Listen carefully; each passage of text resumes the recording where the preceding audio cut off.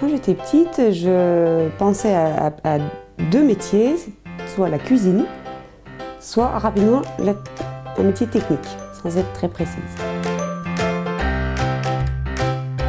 Aujourd'hui, je suis actuellement chef de projet orienté moule d'injection plastique dans une usine qui fabrique des pièces pour des fers à repasser.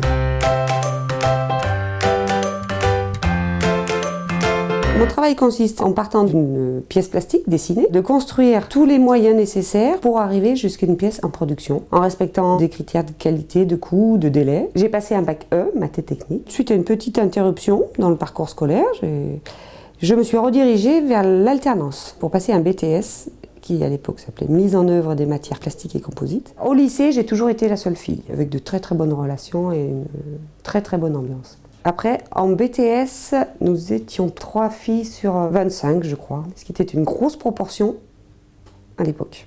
Les hommes ou les garçons voulaient faire attention sans trop nous chouchouter. Voilà, c'était plutôt bien fait.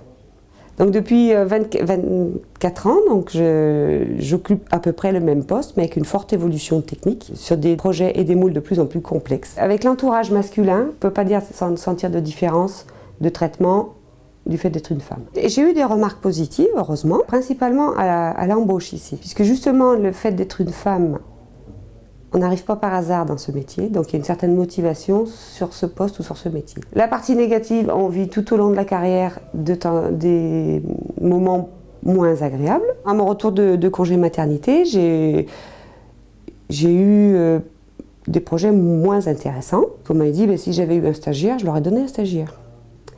Voilà, alors que j'avais 15 ans d'ancienneté. C'est quand même reparti, j'ai repris des projets et bon, maintenant j'ai des projets très intéressants. Il faut toujours essayer d'en prouver un peu plus, c'est certain. Mais sinon, c'est pas si difficile d'être une femme dans tous ces métiers. Ça peut être une force puisqu'on n'a quand même pas la même approche, peut-être pas dans le développement du projet, mais enfin dans les relations avec tous les intervenants, ça peut être un avantage. Il ne faut pas se préoccuper de choisir un métier dit féminin ou dit masculin. Il faut avoir envie de faire ce qu'on va faire. Et il n'y a pas d'importance.